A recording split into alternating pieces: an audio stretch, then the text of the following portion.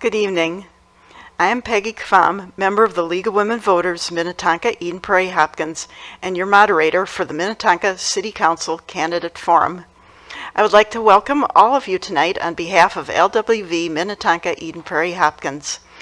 The League of Women Voters, a volunteer, nonpartisan political organization, encourages the informed and active participation of citizens in government, works to increase understanding of major public policy issues, and influences public policy through education and advocacy.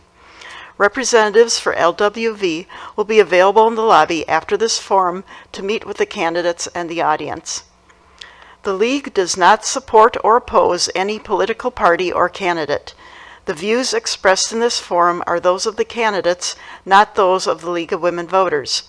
It is our purpose in sponsoring meetings such as this to provide you with an opportunity to hear candidates discuss issues face-to-face that are important to you. In screening questions, we have made a good faith effort to include questions on topics that are of general interest. Where necessary, we have rewritten questions to make them applicable to all candidates, forward-looking, not personal in nature, and relevant to this forum. There is never enough time to cover all the issues in a limited time and setting such as this. If your questions were not addressed, feel free to contact the candidate directly. This event is now being broadcast live on Community Cable TV and will be rebroadcast repeatedly in its entirety. It will also be available by streaming video at the city website and www.lwvmeph.org. Individual recording and photography that does not disrupt this event is allowed. Tonight's questions have been submitted online and by our live audience. Cards become the property of LWV. If the answer was unclear to you, feel free to submit a follow-up question or to ask the candidate after the forum. Because of the large number of candidates, we are holding 2 City Council forums tonight. The first forum took place earlier and was for candidates running for Wards 1 and 2. This forum is for candidates running for Wards 3 and 4. The candidates are, for Ward 3, David Haig, Ryan Ness, Paula Ramley, and for Ward 4, Kizzy Coakley, David Larson, and Ted Neerman. Thank you to the candidates as well as the audience for coming tonight. We will begin with 2-minute opening statements. Following that, the candidates will have 1 minute to respond to questions submitted by the audience. The response order will be randomized. Our candidate forum will wrap up with 1-minute closing statements from each candidate. So we will begin with opening statements, starting with candidate Haig. It's a faux pas, starting without the mic on. David Haig, candidate for Ward 3 in Minnetonka. Just a little bit about myself. I grew up about 10 minutes from where I live today. I've got 3 small kids, 2 at Groveland, 1 at MME, and a little public service announcement. Lincoln, Winston, Elena, go to bed. It's at past 8:30. So hopefully that gets through. They're really glad they're back in school. I'm glad they're back in school. I wasn't actually much of a fan of school growing up. It wasn't until I got my MBA that I really started to love education because I was applying things that I could use in my profession. So I'm a management consultant for clean energy and sustainability companies working in nonprofit space. It's those types of things that really, they give me joy and excitement. They bring joy to my life and get me excited about the work that I do. I help them run their companies more efficiently, internally, externally communicate with their customers and their staff, and ultimately bring a fresh set of eyes. And that's something that I think a city council member could use. Like I said, I'm kind of a glass half full positive person. The way I see the world around me is full of opportunity and possibility. And so the door knocking component of campaigning has been really fun for me. I'm getting around to a lot of doors, and I'm finding that on the whole, I feel good about the state of our city. As a city, we generally all want the same things, and it's really positive when you can see the commonality in people. We all want to preserve our natural spaces. We want to have a safe and welcoming community for everybody, and we want to spend our property taxes in a smart way. Those are basic things, and as long as we deliver on those goals, most people are pretty happy. I just want to add that I think that I learned one thing in talking to some city council, mayors and city council members, and it's really focus on the process and have principles. So don't get too wide in on policy positions. And tonight I hope to share more about my principles and talk process with you guys. Thank you. Thank you. Next, candidate Ness. Hello, everyone. I wanted to thank the League of Women Voters and for the opportunity, and the audience for providing questions and taking the time to listen to the candidates. My wife and I have lived in Minnetonka almost 20 years. We chose Minnetonka for our family because of the beautiful spaces, the loving people, and we've never regretted it. The schools are unmatched. And both of my two children, my son and my daughter, one attended Minnetonka High School, one attended Wayzata High School because we wanted to have that in-house rivalry. And but they've just thrived in Minnetonka, so I'm very appreciative of that. You know, some of the things also about Minnetonka that are great is truly the loving nature of people. Treehouse, we've also supported Minnesota Adult and Teen Challenge, and we're members of Ridgewood Church and invite you to come and join us sometime. It's a great, thriving community. Some of the background of myself is that I have a master's degree in energy management and policy, a little bit unique from the University of Pennsylvania. And I've also been very involved with, I'm a constant learner. I'm always listening to podcasts about a variety of subjects related to government, economics, how to be a better leader and management. And you'll probably see me with a earbud in my ear like most of the time in public, because I'm probably listening to a podcast just to fill in the time when I'm walking around. I am a professional project manager, program manager for more than 30 years. So I feel that I have a lot of good qualifications about how do I strategically plan, look at budgets, and make sure that I'm leading and inspiring teams.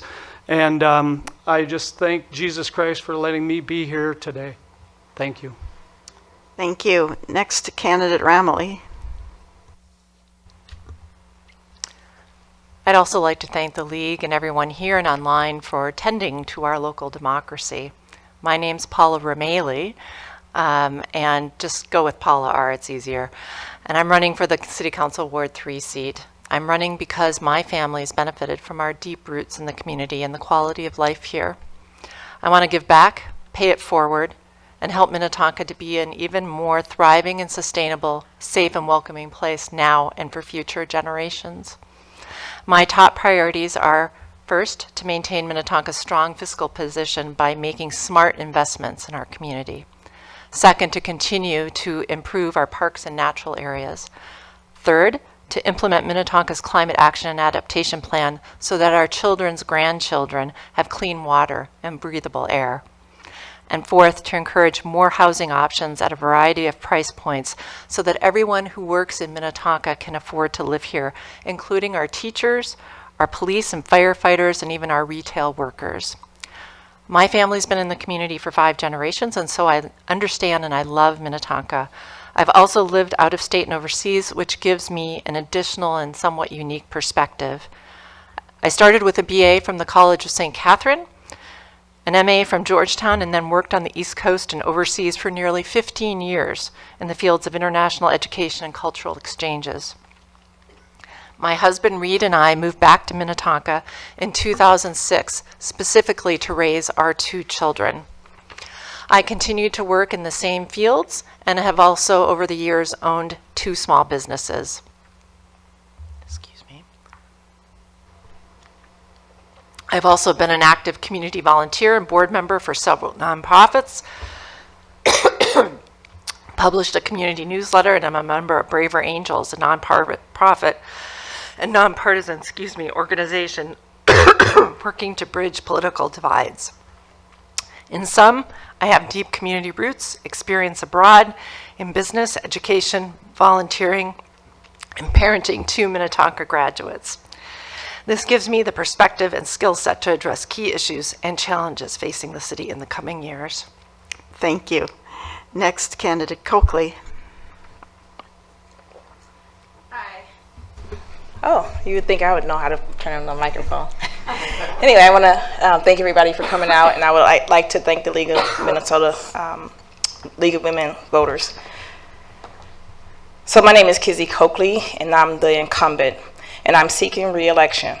I have lived in Minnetonka since 2008, and I have 3 children, two of whom graduated from Minnetonka High School, and one who's attending Hopkins High School currently.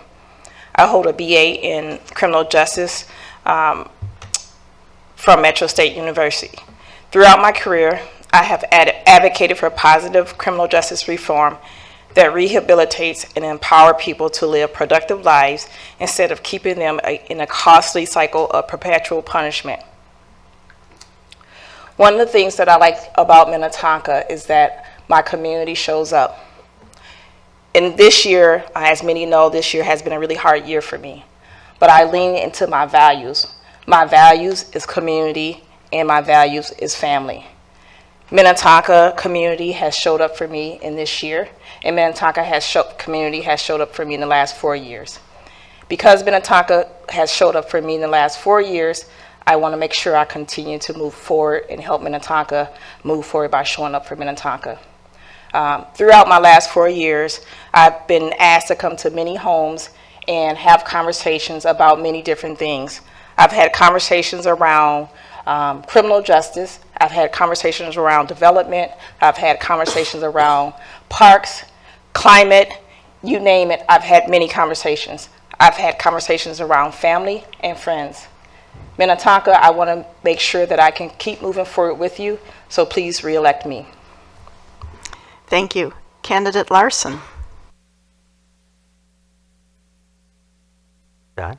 Yeah, here we go. Hey, good evening. Thank you all for coming. Thanks to the League of Women Voters for doing this. I know it's a lot of work to put this together. I did a lot of work to put a synopsis together that's going to, I hope, be published in the Voter's Guide with the Sun Sailor. And so a lot of information about me will be covered in there in case I don't expose enough right now. Married a long time. We had a chance to celebrate our 50th wedding anniversary and others. Same woman. We have 3 children.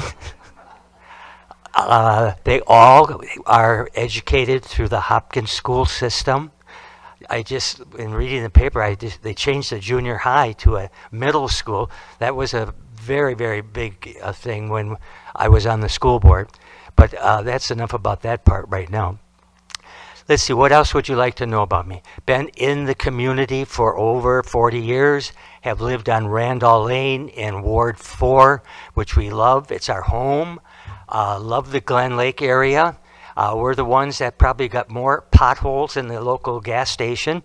I always stop by and say, when are you going to get that fixed? They're just leasing the property, so I was told they are on the list to get it fixed. So find another way to get to the mailbox when you go to the local there. We have a lot of amenities in the Glen Lake area. And let's see, I think that's about it. The other thing I'm going to tell you right now, I have some biases. My first bias is I'm for education, and my second bias is I'm for good safety and police.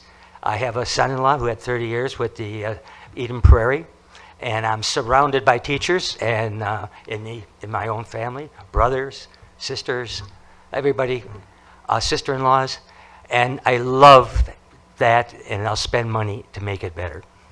Thank you. And finally, Candidate Neerman. Thank you, Peggy. Thank you, everyone, for showing up. Thank you to the League of Women Voters for putting this forum on. My name's Ted Neerman. My wife and I have lived in Ward 4 for 31 years. We've loved this community since day one. I'm extremely committed to this community. I've been a volunteer with the Minnetonka Police Department as a reserve officer for 27 years. So I really have grown to appreciate the police and the tough job that they have and the great job that they do. My commitment to the community doesn't stop there. I've been a volunteer in the parks for 10 years. Under the direction of Minnetonka's Natural Resource Specialist, I've been organizing groups of volunteers to work in the parks. We've donated hundreds of hours over the years through my leadership. We pulled garlic mustard, battled buckthorn, planted wildflowers, trees, you name it, we've done it to make the parks look better for everybody. I have a strong financial background. I was a certified public accountant for over 30 years before I retired. So I've been preparing budgets, looking at financial statements, and doing that kind of stuff. So I have a lot of experience with that. I work well with diverse groups. I've learned to be able to work on solutions that benefit everyone involved, because that's really the only conclusion that you can come to. My background allows me to look at the financial statement of the city, which is almost 200 pages, and get a good understanding of what's going on, and make some recommendations for how we can do some cost savings measures that would benefit taxpayers. I've served on several boards. My board experience includes church, community, labor, financial institutions, and I'm currently serving as a treasurer of a National Treasury Employees Union Chapter 29, and I'm running out of time, so I can't finish this, but thank you. Thank you. Now we'll move into the question and answer section of this forum, and you will have 1 minute to respond to each question. And we will begin with candidate Neerman. What suggestions do you have to improve public safety in Minnetonka? Specifically, do you support hiring more police officers as recommended by the city's consultant? Well, I was here last night when it was a packed house because of what happened to the Beeson family, which was terrible. So I can't imagine standing up here and say I don't support public safety after witnessing what what happened to them. I was also at the study session for the budget when the police chief made a presentation for more money, which means their taxes are going to go up. But our police officers are working really hard. They're understaffed. I know they've had vacation time that's been denied because they have minimums for their staffing. So I absolutely support the police department and increase funding to get more police officers on the street to prevent this crime. Thank you. Next, candidate Coakley. That's a tricky question for me. When you ask me, do I support police officers? I support police officers, but I'm not for sure if I support hiring more police officers. I believe that criminal justice can be met through other areas. Criminal justice issues can be met through social services. I run a nonprofit that work with women who've been criminally charged, who also are victims of domestic violence.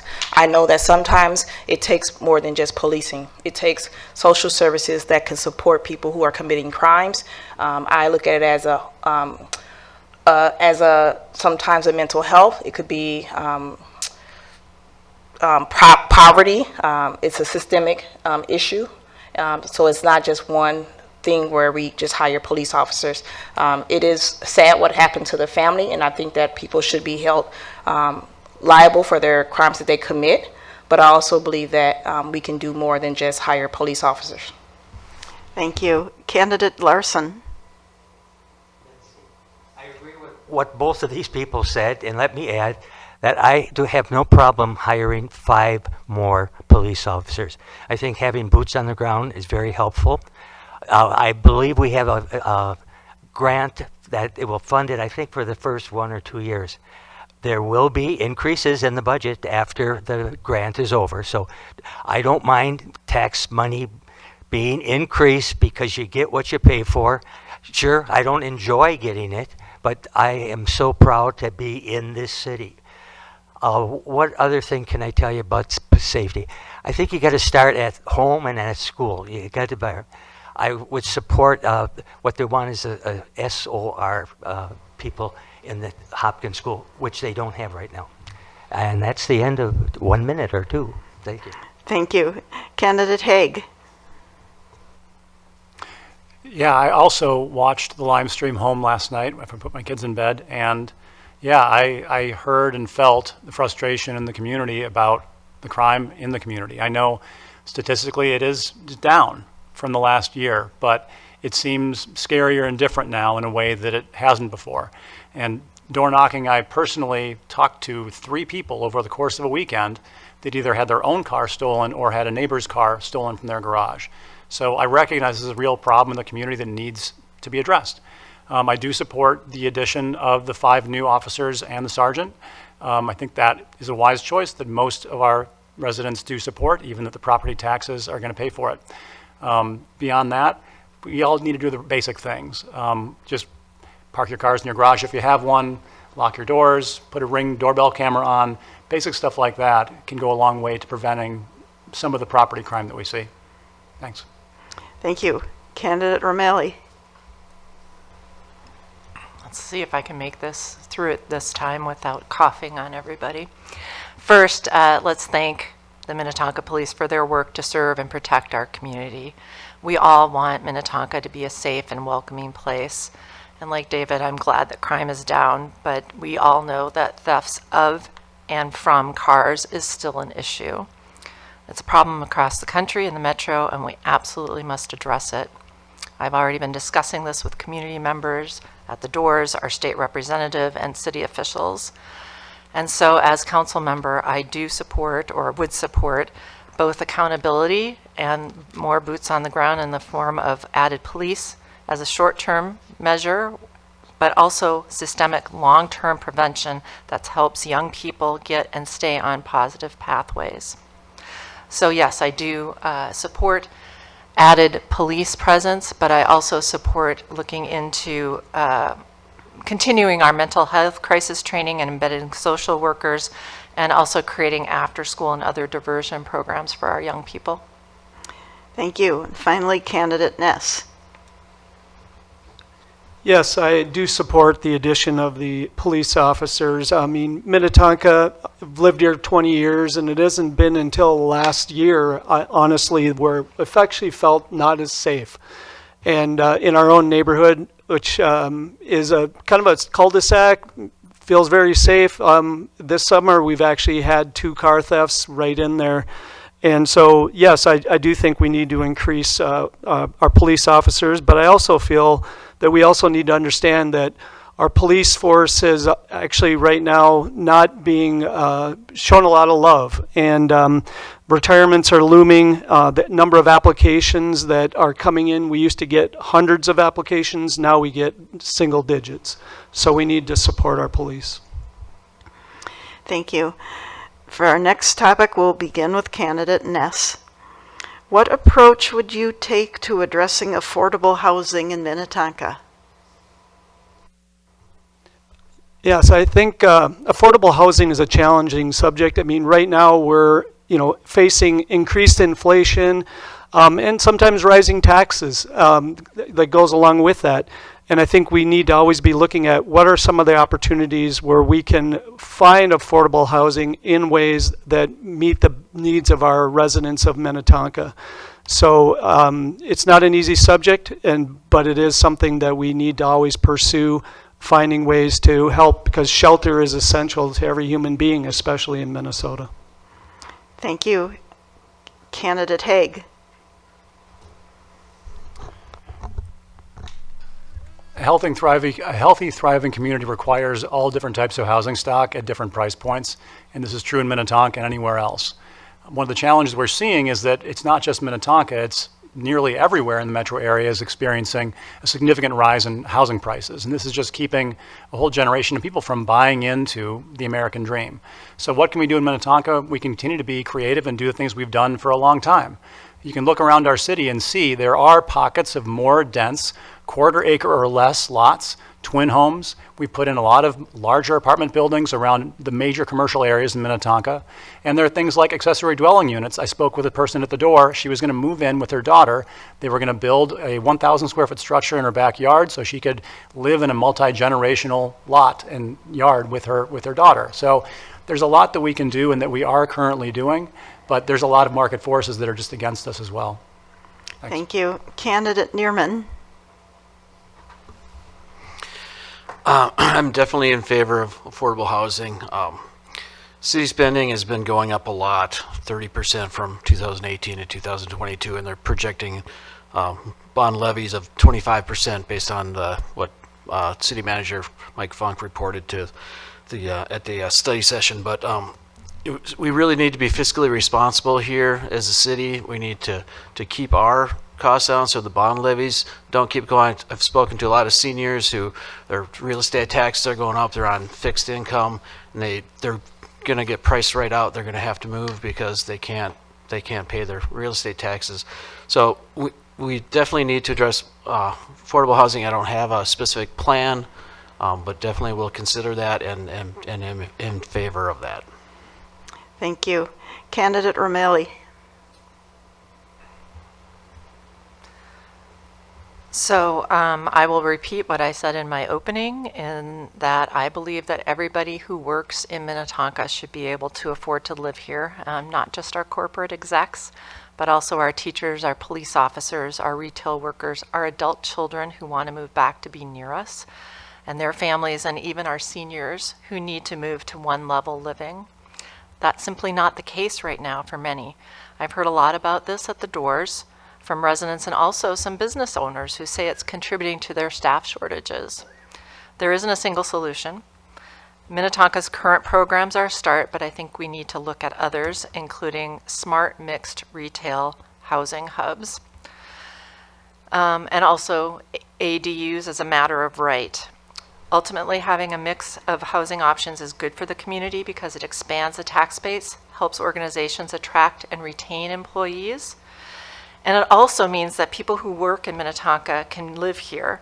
And that's a good thing for our community because it makes them personally invested in making this the best place possible for themselves and their families. So it's good for all of us. Thank you. Candidate Coakley. I support affordable housing. As many know that I moved to Minnetonka through an affordable housing program called Land Trust. I also know that affordable housing is just not about having a place to stay. Affordable housing is about creating generational wealth building. One of the things that I did as a council member is voted to support the Pathway program, which is a new program that help new generational first-time home buyers move into our city because of the price point that our homes are going for. So I believe that zoning, looking at our zoning would help with our affordable housing. Looking at our commercial real estate here in Minnetonka would help with affordable housing. The bungalows, side-by-sides, duplexes, I believe that a mixed use of different types of housing would be helpful in Minnetonka. I believe that the Mills Church, looking at the Mills Church is another way to assist with affordable housing. But making sure when we do look at Mills Church that we're looking at making sure that we can create generational wealth. Thank you. And finally, Candidate Larson. I'm with Ward 4, and that is my target audience. This is a municipal election, at least for the let's see, the mayor, and they get 7 council people. We're just doing the council and not the 2 A and B seats. So just to get down to brass tacks, I believe in everything that's good, I'll vote for it. Everything that's bad, I won't. If I don't know what to tell you, I'll say it depends. I am a lawyer. That's a typical answer sometimes for lawyers. I worked with EDA here with Jan Callison and others. If there's federal money in the building about something, they have to put some market rate, and they have to put some low income there. I have worked with the disability community, with the Metro Center for Independent Living. There's 7 of them in this state. Thank you. Thank you. For our next question, we'll begin with Candidate Larson. With the rising property values of homes in Minnetonka, coupled with the significant yearly tax increases, what will you do as a council member to ease the burden placed on citizens, especially those on a fixed income? First off, I'm not going to do anything alone. This is where you work in cooperation with the Planning Commission here, with your fellow workers on the school board or wherever, a variety of ways to do that.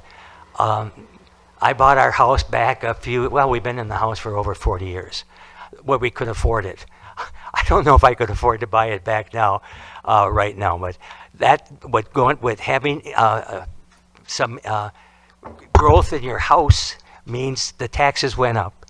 But I told you I've got a bias for schools. I have voted for every one of the 10 or 11 bond issues while our 3 daughters were in the Hopkins school system. Says 15 seconds. The other thing that I think you should be aware of is that there are many, many different ways that you can handle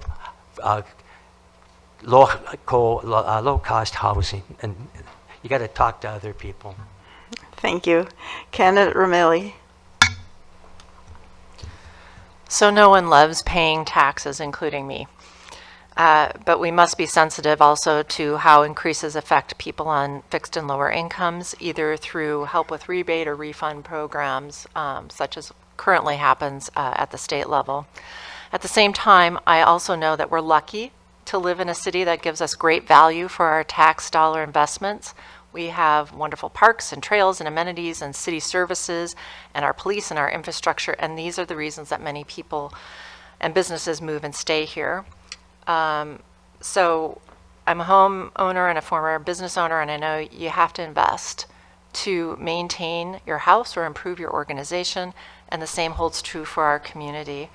So again, I would favor looking at programs to help those on fixed and lower incomes, but also when we talk about lowering taxes or anything else like that, I would like us to be very clear about what the short and long-term effects would be on parks and police and everything else. Thank you. Thank you. Candidate Haig.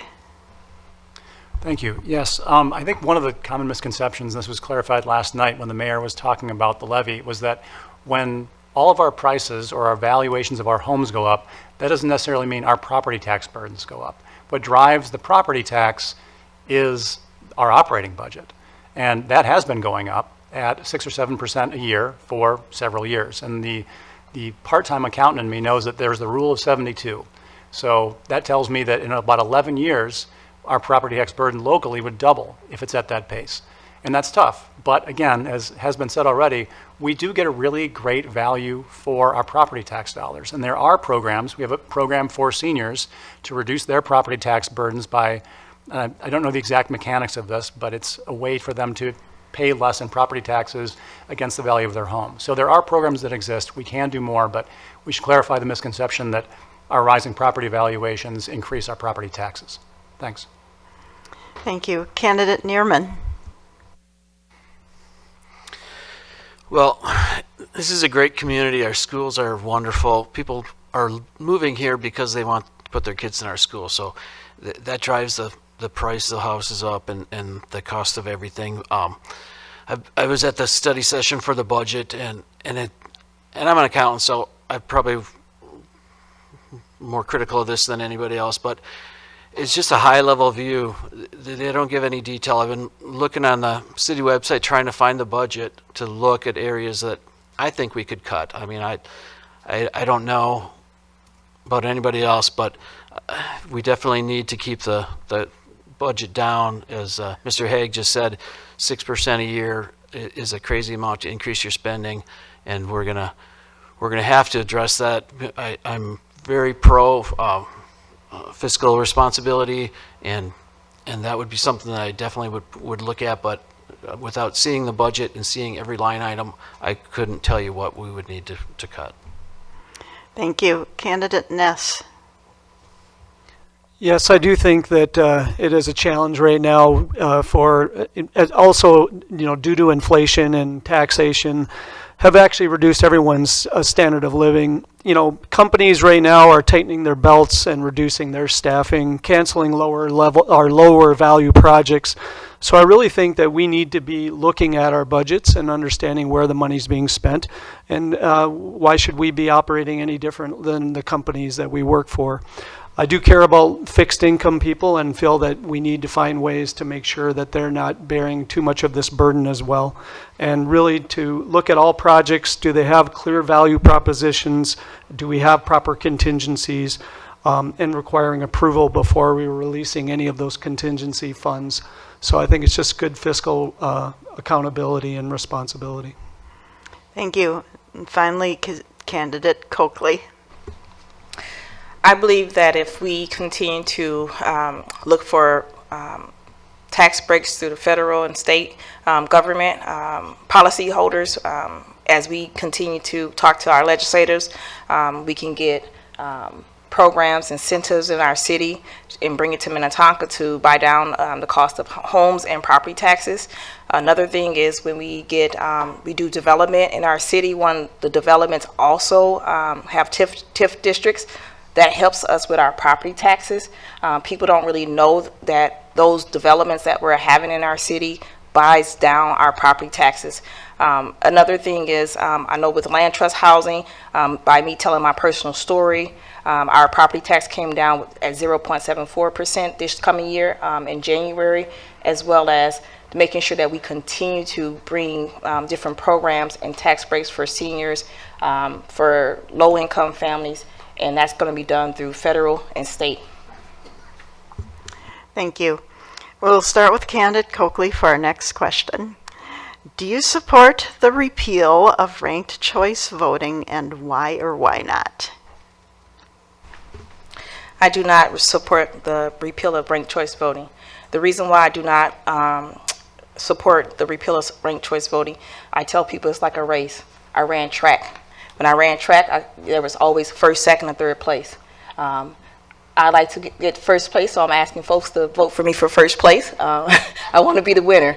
But at the same time, I know that it includes more people. People are not scared when they can go run a race and feel like they're included. It makes everyone feel included. It's very inclusive. And I know that since we have ranked choice voting, we've had more people come out and run for election. When I first ran, we had two candidates running against me. Now we have 3. I believe it's because of ranked choice voting that we have more people stepping up. And so I really support it. And again, first, second, and third, vote for me first. Thank you. Candidate Larson. I disagree with Ward 4. I'm glad the mic was off for that. I just want to clear things. I'm not a tax and spend guy, but there is something crucially wrong with the system that they're doing. First of all, I was on the Charter Commission. It was 7-1. I was one of the 7 that voted that they should not go and change where if you have a majority vote, you win.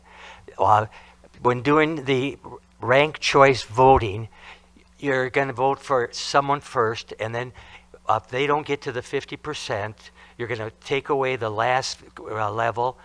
So technically, you can get into the situation where maybe number 2 wins, even though number 1 got it. So there are 3 circles. She wants to be number 1. I'm sorry, I'll just take choice number 2. All right. Next, candidate Ness. Yeah, related to the ranked choice voting, I did sign the petition to get it on the ballot when it went around to repeal it. And the reason for that is I've looked at it really, to understand it. I do feel it is confusing, and it disenfranchises certain peoples because they just don't understand it. So their vote essentially gets eliminated. I do like the track analogy, and I think about it as like you run a race, there's first, second, and third. But the third place person gets bronze, they don't get the gold, right? So this actually could make it where somebody who is in ranked choice voting, the person who came in third could actually get a gold medal and actually get elected. So I don't think that's fair. Thank you. Candidate Haig. Yeah, thank you for this question. As a candidate, I'm a big fan of ranked choice voting. There's just no way with 3 kids in a job that I would have filed in May and run for an August primary and had a November general election. This is just a lot to ask of people for a job that's already pretty demanding and challenging, to say the least. The idea that this is a challenging thing is being put forward by opponents who are sort of willfully misunderstanding it and communicating that to the community. I think there's nothing simpler than picking a first and a second choice, or maybe a third if you choose. The idea that seniors don't understand how to do this, which I've heard many times, but anecdote just doesn't hold up to the evidence. As a candidate, I get the access to the Secretary of State data. And in my ward, Ward 3, I can see that 29% of 80-year-olds and older voted in 2017. The same percentage voted in 2019. And in 2021, we had an increase to 34%. So thanks to ranked choice voting, we had more seniors voting than ever before in Minnetonka. Thank you. Thank you. Candidate Neerman. Well, I'm on the Senior Advisory Board, so I care deeply about senior citizens in our city. And when I initially learned about ranked choice voting, I thought it sounded really good. And I started to do some research on it, and it really has changed my mind. The more I look into it, the more I dislike it. It disadvantages so many residents, especially our seniors. I'm sorry, David. Mr. Haig, I have to disagree with you that there's ballot exhaustion, transparency, harder to figure out where the candidates stand. It's just a lot for people to do. Minnetonka has been building up senior living facilities for 15 years, and now to give options for seniors to stay here, and now we're taking their voice away by making it this overly complex and confusing system. I've been out talking to people, and I don't know how many people have said they don't understand ranked choice voting, and I feel like it's my job. That's my position. Thank you. Finally, candidate Romali. Yes, I personally favor RCV, so I would be against the repeal. I favor RCV because it gives voters and more candidate ideas and voices and choices. So under our previous system, we had an August primary that usually got less than a 5% voter turnout. So a few hundred people were picking the candidates, 2 candidates for the rest of us. And yet we actually had few primaries because of candidate self-suppression. Potential candidates were walking away rather than risk getting their voices and ideas quashed in a low turnout primary. But with RCV, candidates can run and have their ideas heard by the whole community all the way up until November. So the fate of RCV is, in Minnetonka is again in the hands of voters. If it is repealed, I'd favor changing city elections to even years in order to reduce costs and increased voter turnout, which is something other cities and school boards are doing. Thank you. For our next question, we'll begin with candidate Romali. The question is, do you support the creation of a diversity, equity, and inclusion committee, and why or why not? We actually do, I'm sorry. First of all, we do have a DEI commission that was approved. So I'll just answer, we all want, if this is about, it was approved last month. Well, Okay. it's a recent commission. Yeah. So do anyway, you support it, and why or why not? let me expand on that a little bit. So we all want a safe and welcoming community where everyone has the opportunity not just to survive, but to thrive.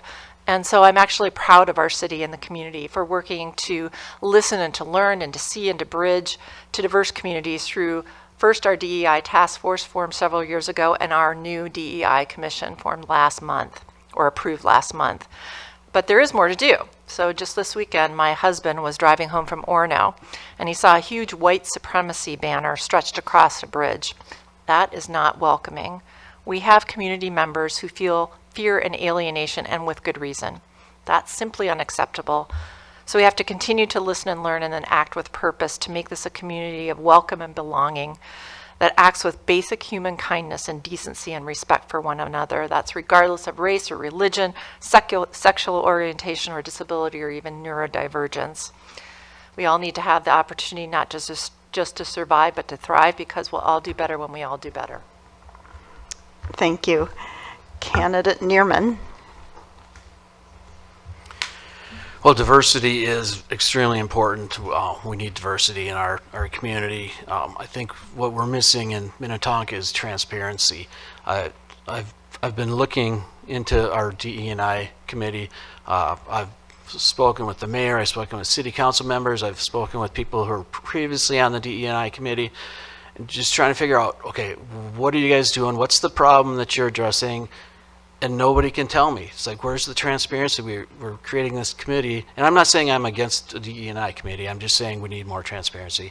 But I've been looking into it, and I've struggled because nobody's been able to tell me what's the problem and what are we doing to address it. It seems like we're just spinning our wheels, and no one can tell me. So, Candidate Coakley. Yes, I do support the DEI commission. We do have a DEI commission that was approved that will be going in place in January. The reason why I support it because it deals with working with people who are different race, different religion, different identify as different genders. It's not just one topic. It's older, younger. It's inclusive. DEI work that we are that the commission is commissioned to do is dealing with all kinds of issues around diversity, equity, and inclusion, and it can range from many different things. They haven't laid everything out on what they're actually going to be doing, but I know that it's going to be dealing with different issues around race, religion, how you identify yourself, GLBT community, just different things. So, thank you. Thank you. Candidate Larson.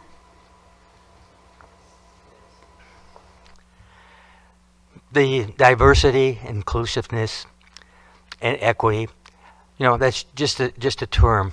You really got to. We have a culture we have to change. You got to start. I think you start at the education level, where right now the Hopkins School, when we first moved here, I think the minority population was probably 0.2% or even less than that. Right now it's about 50-50.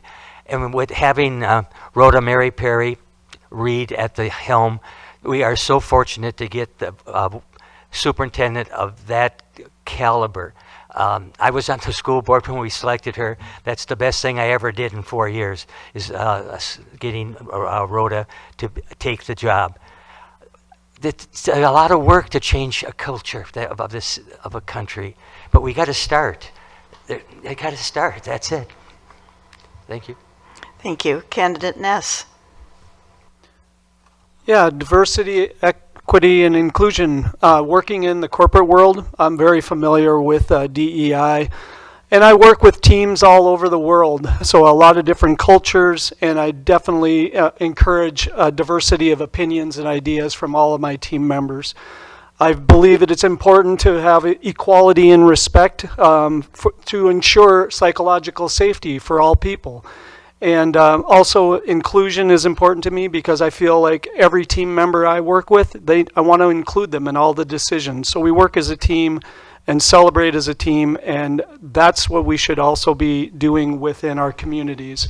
I do think it's important that we also consider, freedoms of speech, and making sure that as long as it's lawful and it's not a call to action, that we shouldn't be censoring that. Because when we try to censor those things, things go underground and then things get bad. So I want to hear all opinions, and I want to hear what they have to say, and then we can decide on whether we like to follow that or not. Thank you. Candidate Haig. Yeah, I absolutely support the formation of the DEI Commission, and I believe that this is an issue where we are getting out ahead of something and being proactive, and that's what Minnetonka does well. I mean, we know demographically that our city is changing. We used to be extremely homogenous in both economic and racial and every other term, and now we're not, and we're becoming less so. We want to make sure that our committee is very welcoming for everybody that chooses to live here, because that's what makes Minnetonka great, is the fact that we are a community and we take care of each other. And what we do within the neighborhood level after our city has declared its values and done things like create this commission is go out there and be the messengers, be the evangelists for this. I'm the guy in our neighborhood who walks up to you when you're probably still sweating, moving your stuff off the truck into your new house and bringing you cookies or some soup or a hand-drawn card for my kids, because that's what we need to do, not just in my neighborhood, but across the city. And it begins with city leadership and it filters down to residents like me. Thank you. For this next question, we'll be going right down the table, starting with Candidate Haig.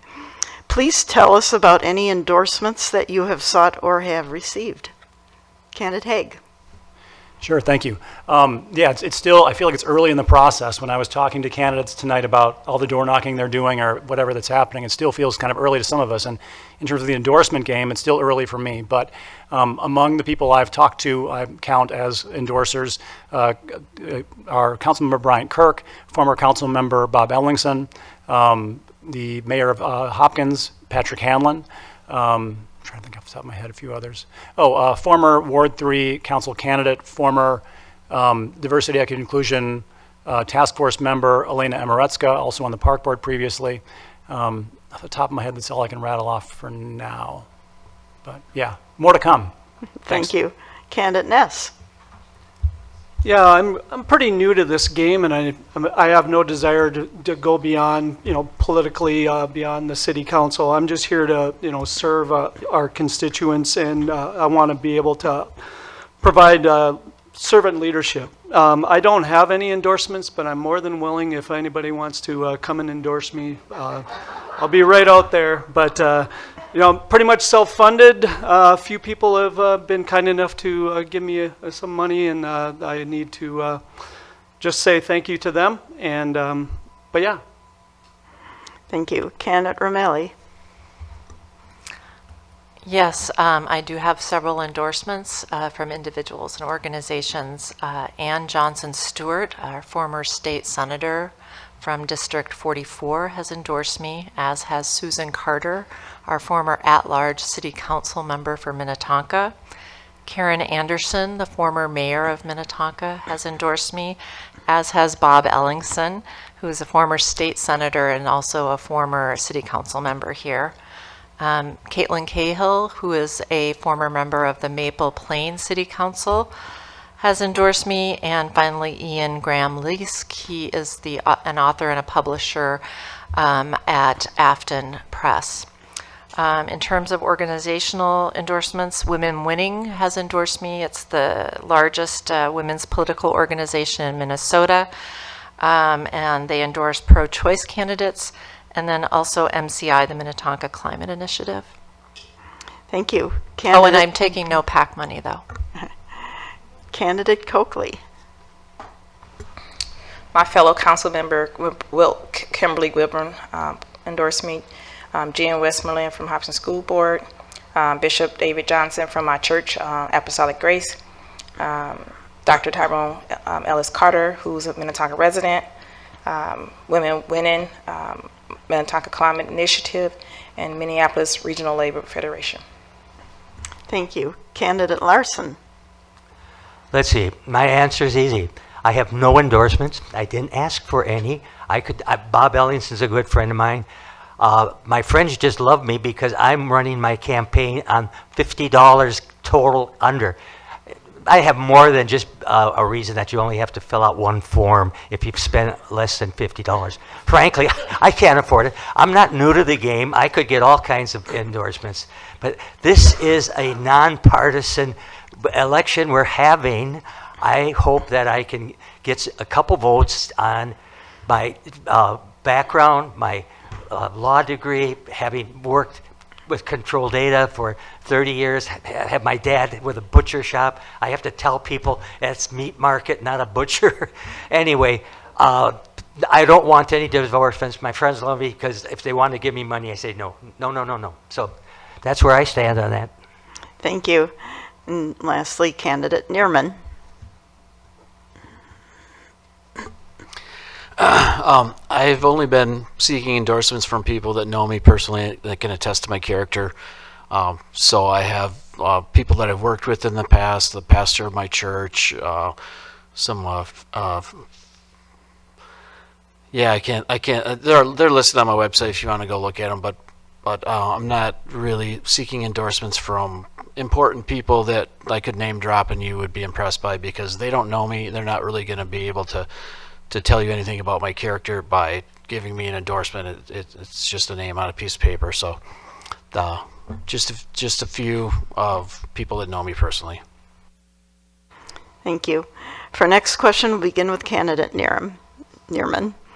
How can the Minnetonka City Council work to improve climate resiliency and promote sustainability? Well, I think the City Council has done a great job in addressing climate change. In the survey that the Leatherman Group did, 87% of Minnetonka residents are happy with what the city is doing to address climate change. So, I would just keep doing what we're doing right now, and if the residents are happy, I think the City Council should be happy. Thank you. Candidate Coakley. I feel that we should continue to doing what we've been doing. Really, is working with our residents. Who some of our residents have expertise in this area, far as like the MCI, Climate Initiative, the Minnetonka Parks, and also making sure that we're looking at research, the latest research, and making sure that we're implementing some of the latest things around climate. Making sure that we bring in incentives to make sure that we can help everyone to come along in that area. One of the things that I really think we got to focus on, making sure low-income families in our city understand climate. Education is important, and making sure that we have funding to support everyone who wants to participate, because if we don't have the funding, we can't bring everyone along with us. So education and funding to support it. Thank you. Candidate Ness. Well, climate change, that's a good one. I've actually been, I got my master's degree at University of Pennsylvania more than 30 years ago. We were talking about this subject back then. So it's a complex subject that I'm pretty well versed in over the last 30 years. You know, energy and its environmental impacts are essential to every human being on this planet, and all sources of energy production and their use have economic, political, and environmental consequences. It's a complex system, and we have to give it a lot of thought about how do we want to handle that. The one thing I would do is, I think sometimes we feel like, oh, that's way more environmental, is going that direction versus that direction. I would encourage you to watch Michael Moore, who is the executive producer of a documentary called Planet of the Humans. So that's my education pitch for the night. Check it out, see what you think about it. Thank you. Candidate Larson. Let's see. This is something I think each individual can do something about it. You know, we do recycle our things. The city of Minnetonka, they send someone out if you wanted them to look at your property and tell you if there was oak wilt or ash in it. I appreciated that, and as being a good neighbor, I just spent $5,000 to have a diseased tree removed. You just got to do your own part. I saw an editorial cartoon where the two neighbors were talking. This is the 5th storm of the century that we have just incurred.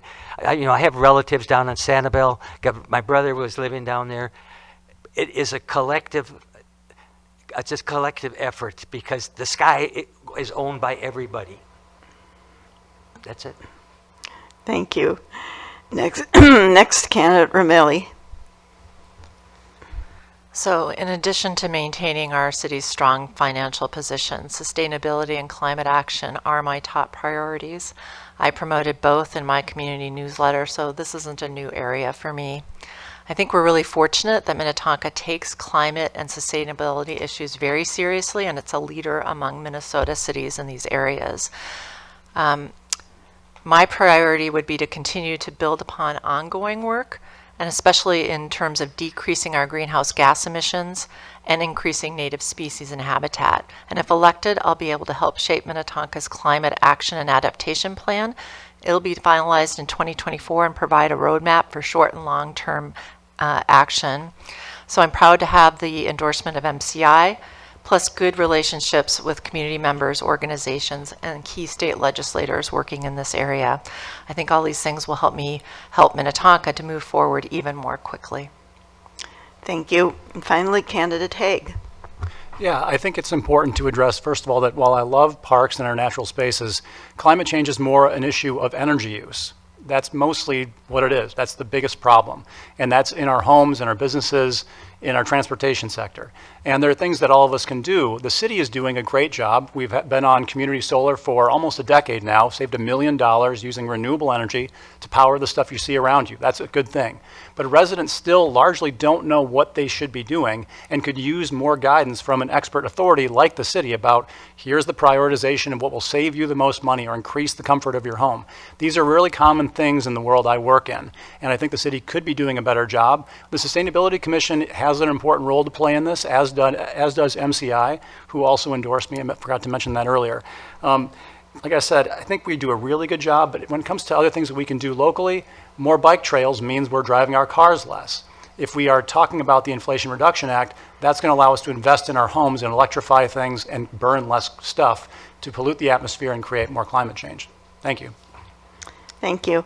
We have time for one final question. We'll begin with candidate Haig, and I am going to ask the same question I wrapped it up with in our first candidate forum for Ward 1 and 2. So that is, what is your favorite thing about living in Minnetonka, and what needs the most work? It's strange because I think the things I love the most and are our greatest assets are also things we need to protect the most. I think about our parks and our natural spaces.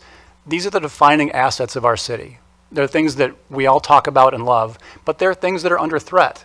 They're the things that, because we believe in them so deeply, we need to protect them. So continuing to support the volunteers, Friends of Minnetonka Parks, all the sustainability initiatives I just spoke about, that's important. The second component is public safety. Minnetonka has been a historically extremely safe place to live, raise a family, and live your life. But recently it feels less safe. Residents actually cite two main things: crime and the stuff we talked about earlier. Like the property crime is difficult and hard for people to swallow. The other issue is safety getting around the community, and that means more bike paths, more sidewalks, and easier access to and from school for our kids. So those things are the safety that we've grown so accustomed to in Minnetonka, and we have to take more proactive steps to reestablish ourselves as a leader in that area. Thank you. Candidate Romali.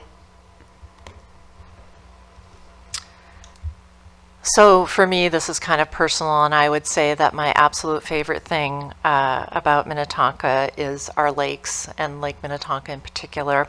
I grew up on the lake, and my daughter was on the sailing team, and my husband and I sail, and it's where we spend a lot of our time along with our parks. And I think that's something that I deeply care about protecting our waters, and also climate action and protecting our natural areas. So that's one thing I love and want to continue to cherish and help Minnetonka preserve and protect. The things that I think that we can do better, obviously having a more walkable, affordable, pedestrian-friendly city would be helpful, and having more walkable neighborhoods and more neighborhoods where people can connect and come together and also feel safe and welcomed. Thank you. Candidate Larson. Gee, there's so many things I love about the city. I'm just going to get too emotional. But anyway, what I think you have to do is, for starters, it's the people. Second, with the school system brought us into this town. I grew up in Northeast Minneapolis, so I have appreciated, I'm streetwise, I have appreciated what this city has given to everybody here. We have a lot of amenities here. The Planning Commission here is fabulous. We've had good mayors, we had good leadership. I kind of like the political system that this city has. You know, from John Gunyu to the various mayors we've had. Let's see, Anderson, Callison, Schneider, Wiersum. We are very fortunate to have that caliber. That's where I relied on from coming here with my family. Thank you. Candidate Ness. Tough question, but there's a lot to love about Minnetonka. But I honestly believe it's the people, right? All of the people that I've had a chance in my campaign right now, getting out there and meeting with people, having a chance to meet my neighbors that I've, honestly, it's like we all kind of live in our neighborhood, but we've never had that chance. Minnetonka is a big area, and there's people that I just enjoy meeting with them, and they can share with me some of the things they love about Minnetonka and some of the things that are bothering them right now. So I feel it's a blessing to be able to do this, and no matter what the outcome of the election, I'm going to be a much happier person through the journey. Thank you. Candidate Coakley. My favorite has not changed, so my favorites is the parks. Purgatory Park is one of my favorite parks. I visit that park the most. It's in my ward, and now that there's been some buckthorn pulling and picking and cutting, and you know, it has become even nicer park. It's becoming more sustainable.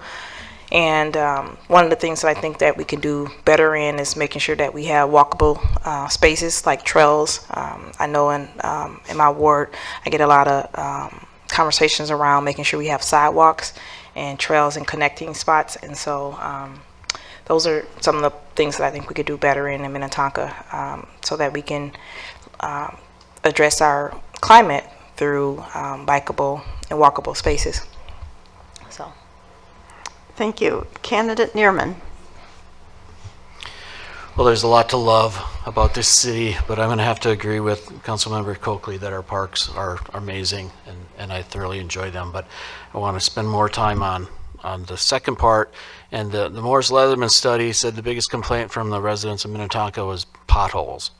But after last night, I think we need to change that, because I always used to leave my garage door open when I left the house, and I close it every time I leave now, because I don't want my wife to have somebody walk in and steal a car or whatever. So public safety, with the Hennepin County attorney not prosecuting all these criminals, they're coming out here, and it's making it harder for us. So I think that's the biggest thing we need to work on. It's not the city council's fault. It's not the police department's fault.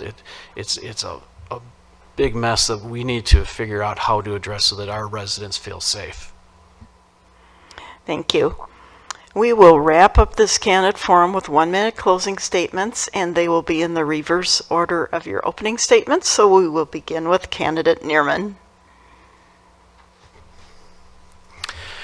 Well, I'm running for Ward 4 because I really feel like the residents of Ward 4 need a representative who's going to listen to them, who's going to be an advocate for them, who's going to go to bat for them. That doesn't. I don't have my own agenda. My agenda is what the residents in Ward 4 want. That's what I'm going to vote for. So I really feel like we need that. I'm going to be here to listen. I'm going to answer all my emails. I'm going to return all the phone calls that I get, and I'm going to and what I do when similar to what Mr. Haig does when we get a new neighbor in our neighborhood, I'm over there with a homemade pie or some cookies or tiramisu,